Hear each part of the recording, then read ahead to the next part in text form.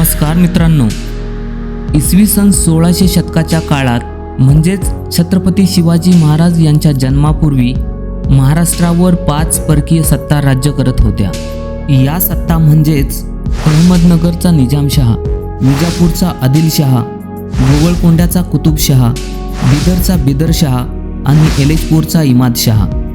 छत्रपती शिवाजी महाराजांनी या 5 परकीय सत्तांना तोंड देत मराठा साम्राज्याची अर्थात स्वराज्याची स्थापना केली। हे त्यांना शक्य झाले कारण त्यांचं नेतृत्व, संघटन कौशल्य, दूरदृष्टी, युद्धनीती, गनिमी कावा हे फार अफाट उंचीचं होतं। याबरोबरच त्यांना जीवाला जीव देणाऱ्या लाख मोलाच्या मावळ्यांची साथ मिळाली।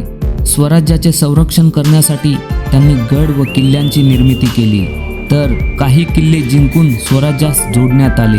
असाच एक आदिलशाही सरहद्दीवर असणारा किल्ला ज्याचा इतिहासामध्ये फार कमी उल्लेख आढळतो, पण तो स्वराज्याच्या सीमारक्षेच्या दृष्टीने महत्त्वाचा होता, तो म्हणजेच सांगली जिल्ह्यातील भूपाळगड किंवा बानूरगड। या किल्ल्याचा आणखी एका कारणासाठी उल्लेख येतो, तो म्हणजेच स्वराज्याचे गुप्तहेर खात्याचे प्रमुख बहिर्जी नाईक यांचा मृत्यू या किल्ल्यावर झाला।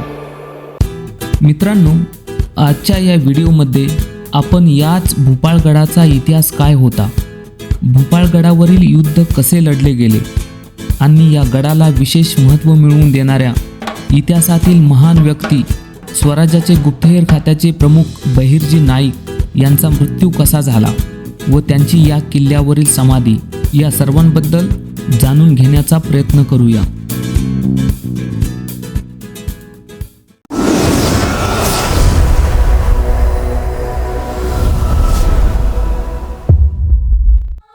किल्ले बानूरगड हा इतिहासात भूपाळगड किंवा भोपाळगड या नावाने ओळखला जातो। भूपाळगड हा किल्ला सांगली जिल्ह्याच्या पूर्व टोकास खानापूर तालुक्यामध्ये सांगली आणि सोलापूर जिल्ह्याच्या सीमारेषेवर उभा आहे। एका लोककथेनुसार हा किल्ला भूपालसिंह राजाने बांधला व म्हणून त्याचे नाव भूपालगड पडले असावे। शिवाजी महाराजांना पूर्वेकडील प्रदेशावर लक्ष ठेवण्यासाठी एका किल्ल्याची आवश्यकता होती। बानूरगडचा हा डोंगर शिवरायांनी किल्ला बांधण्यासाठी निवडला। शिवरायांनी मांजऱ्याजवळच्या पर्वतावर एक मजबूत किल्ला बांधून त्यास भूपाळगड असे नाव दिले, असा उल्लेख आपणास बुसातीन उस सालातीन या मोगल ग्रंथामध्ये आढळतो। या किल्ल्यामध्ये दारुगोळा, मालमत्ता, हत्यारे व इतर साधनसामुग्री ठेवत असत। युद्धाच्या वेळी लोकांना आश्रय घेण्यासाठीही या किल्ल्याचा उपयोग होत असे। छत्रपती शिवाजी महाराजांच्या काळात दिनांक 10 नोव्हेंबर 1659ला झालेल्या अफजलखानाच्या वधानंतर हा किल्ला शिवाजी महाराजांनी आपल्या ताब्यात घेतला।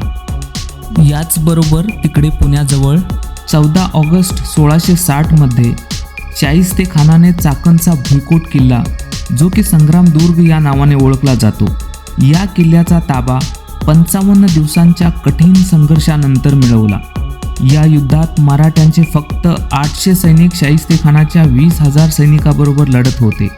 या भुईकोट किल्ल्याचे हवालदार काहीसे हताश होऊन राजगडाच्या पायऱ्या चढत होता। आता राजे काय शिक्षा सुनावत आहेत या चिंतेने ग्रासलेला हा किल्लेदार राजासमोर उभा राहिला आणि राजांनी त्यांना शिक्षा सुनावली। आदिलशाही सरहद्दीवरच्या भूपाळगडाची किल्लेदारी। हे किल्लेदार होते फिरंगोजी नरसाळा। राजांना अशाच हट्टी किल्लेदाराची आदिलशाही सरहद्दीवर आवश्यकता होती। तर मित्रांनो, आपण आपल्या मुख्य कहाणीकडे परत येऊ। पुढे मात्र याच फिरंगोजींवर आणि भूपाळगडावर एक बिकट प्रसंग ओढावला। स्वराज्याचे युवराज संभाजी राजे शत्रूला मिळाले। साताऱ्याजवळच्या संगम माहुलीजवळ नावेने नदी ओलांडून ते दिलेर खानाच्या छावणीत सामील झाले। कडव्या दिलेर खानाच्या मनात मात्र शंका असावी, हा संभा खरेच आपल्याला मिळालाय की ही बाप बेट्यांची एखादी चाल आहे, याची पडताळणी त्याने करायचे ठरवले आणि स्वारीसाठी गड निवडला, किल्ले भूपाळगड। दिलेर खान आणि संभाजी राजांच्या फौजा भूपाळगडावर चालून आल्या। याची तारीख आहे 2 एप्रिल 1679। मुघलांची फौज येत आहे असे समजताच गावोगावची माणसे आश्रयासाठी किल्ल्यात आली। सुरुवातीला फिरंगोजींनी तीव्र प्रतिकार केला। मुघलांची प्रचंड हानी झाली। मुघलांच्या प्रचंड सैन्यापुढे मराठ्यांचे सैन्य थोडे असूनही त्यांनी शिकस्तीने लढा दिला। शिवाजी महाराजांनी 16,000 घोडेस्वारांची कुमक मदतीसाठी पाठवली, परंतु ती पोहोचण्यापूर्वीच किल्ला पडला. तरी सुद्धा मराठी सैन्याने निकराने लढा दिला. किल्ल्यातील धान्य, दारुगोळा व इतर संपत्ती घेऊन दिलेर खानाने 700 मराठी शिपायांचा उजवा हात तोडला व त्यांना सोडून दिले. इतरांना कैद केले. त्यानंतर शिवाजींनी पाठविलेल्या सैन्याने किल्ल्याला चारी बाजूंनी वेढले. तेव्हा त्यांना कळले की इराज खान व बजाजीराव निंबाळकर किल्ले परांड्याकडून दिलेर खानाच्या फौजेस सामान व साधनसामुग्रीची मदत करीत आहेत. तेव्हा मराठे त्यांच्यावर चालून गेले. यावेळी दिलेर खानाने इकलारस खानाला 1500 स्वार देऊन इराज खानाच्या मदतीसाठी पाठवले. किल्ल्यापासून सुमारे 25 किलोमीटर अंतरावर इकलारस खान आणि मराठे यांच्यात घनघोर लढाई झाली. अखेर मराठ्यांचे सैन्य पराभूत झाले. तेव्हा दिलेर खानाने किल्ल्यातील ज्या वस्तू ऐवज नेता येत नाहीत ते सर्व जाळून टाकून किल्ल्याची मोडतोड केली व तो संभाजीसह धुळखेड या ठिकाणी आला. पुढे मराठ्यांनी करकमजवळ इराज खानाचा पराभव केला आणि भोपाळगडाच्या पराभवाचा सूड उगवला. भोपाळगडच्या लढाईनंतर मुघल सुभेदार व विजापूरचा आदिलशहा यांच्यात वैमनस्य आले. शिवाजींनी संभाजीची समजूत घातली. परिणामतः संभाजीने मोगलांना सोडले आणि ते पन्हाळ्यास शिवाजी महाराजांकडे परत आले. याची तारीख आहे 21 डिसेंबर 1679. या लढाईविषयीचा उल्लेख सभासद बखर, अनुपुराण, जेधे शकावली, सुरतेच्या वकारीचे दप्तर, परमानंद काव्य इत्यादी विविध साधनसामग्रीतून मिळतो. तथापि त्यांच्यात एक वाक्यता नाही. मित्रांनो, यानंतर मात्र एका वेगळ्याच कारणासाठी या गडाचा उल्लेख येतो. शिवाजी महाराजांना स्वराज्य स्थापनेसाठी अनेक मावळ्यांनी साथ दिली. त्यातीलच सुरुवातीपासून साथ दिलेले एक जोडीदार म्हणजे बहिर्जी नाईक. अफजल खान वध असो, लाल महालातील कामगिरी असो, सुरतेवर स्वारी असो किंवा आग्र्याहून सुटका, या सर्वच थरारक घटनांमध्ये बहिर्जींचे योगदान मोलाचे होते. बहिर्जी नाईक हे शिवाजी महाराजांच्या सैन्यामध्ये गुप्तहेर खात्याचे प्रमुख होते. बहिर्जी नाईकांच्या मदतीनेच छत्रपती शिवाजी महाराजांनी अनेक मोहिमांमध्ये यश मिळवले होते. बहुरूपी असलेले आणि नक्कल करणे व वेश बदलण्यात पारंगत असलेले बहिर्जी नाईक विजापूरच्या आदिलशहा आणि दिल्लीचा बादशाह यांच्या महालात देखील वेषांतर करून जात आणि खुद्द आदिलशहा आणि औरंगजेबाकडूनच पक्की माहिती घेऊन येत असत. आपण गुप्तहेर असल्याचा संशय जरी आला तरीही आपली कत्तल होणार हे माहीत असताना देखील बहिर्जी नाईकांना उभ्या आयुष्यात कधीच कोणी पकडू शकले नाही. असे म्हटले जाते की महाराजांच्या दरबारात जर बहिर्जी नाईक वेषांतर करून आले तर त्यांना फक्त महाराजच ओळखू शकत होते. म्हणजे काय तर दरबारात बहिर्जी नाईक कोणी व्यक्ती नाही अशीच सर्वांची समजूत होत असे. याच बहिर्जींचा शेवट या भोपाळगडावर झाला. शेवटपर्यंत त्यांनी आपल्या बाबतीत प्रचंड गुप्तता ठेवल्यामुळे बहिर्जी नाईकांचा मृत्यू नेमका कसा झाला याविषयी अनेकांना माहीत नाही. बहिर्जी नाईक हे शेवटपर्यंत अज्ञात राहिले.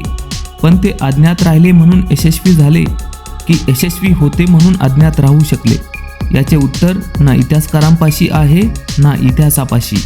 बहिर्जी नाईकांचा मृत्यू कसा झाला असावा यामध्ये 3 थिअरीज आहेत. काही जणांच्या मते भोपाळगडावर हेरगिरी करताना ते पकडले गेले आणि शत्रूने त्यांना मारून टाकले असावे. तर काही बकरींच्या मते इथे बहिर्जी झाडीत लपलेले होते. शत्रूने भाल्याने झाडी तपासत असताना भाला लागून त्यांचा मृत्यू झाला असावा.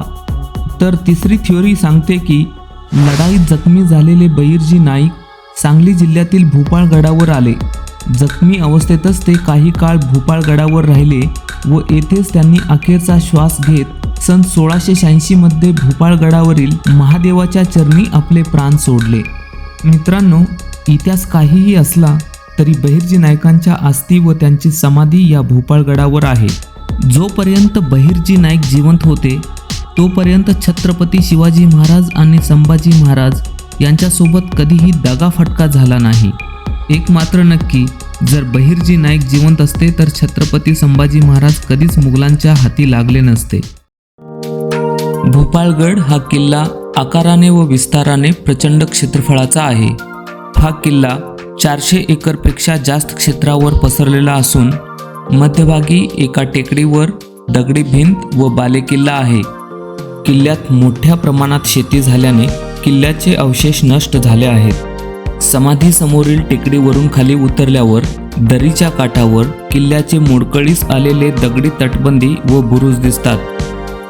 याच्या एका कोपऱ्यावर बानूरगड गाव वसलेले आहे. या गडावर महादेवाचे मंदिर आहे. मंदिराच्या गाभाऱ्यात शिवलिंग असून ते बानूरलिंग या नावाने ओळखले जाते. मंदिराच्या बाहेरील बाजूस शिवाजी महाराजांच्या काळातील महादेव मंदिराचे काही अवशेष दिसतात. शिवकालीन मंदिराची एक भिंत व शिवलिंग अस्तित्वात आहे. गडावरील वातावरण शांत आणि हवेशीर आहे.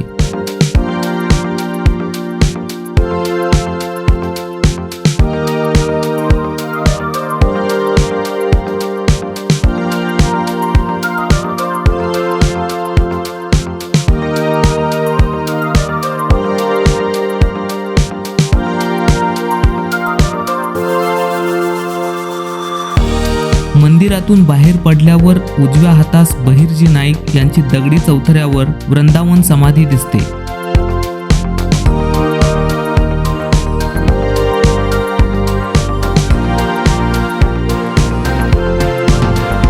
येथे येणारा प्रत्येक जण या नरवीराच्या समाधीपुढे नतमस्तक झाल्याशिवाय राहत नाही.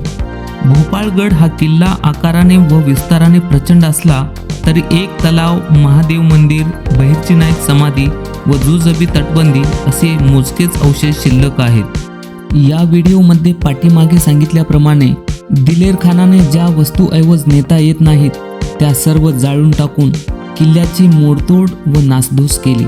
किल्ल्याची तटबंदी व बुरुज पाडून टाकले. पडलेल्या अवस्थेतील किल्ल्याच्या तटबंदीचे व बुरुजाचे काही अवशेष आजही आपणास पाहावयास मिळतात.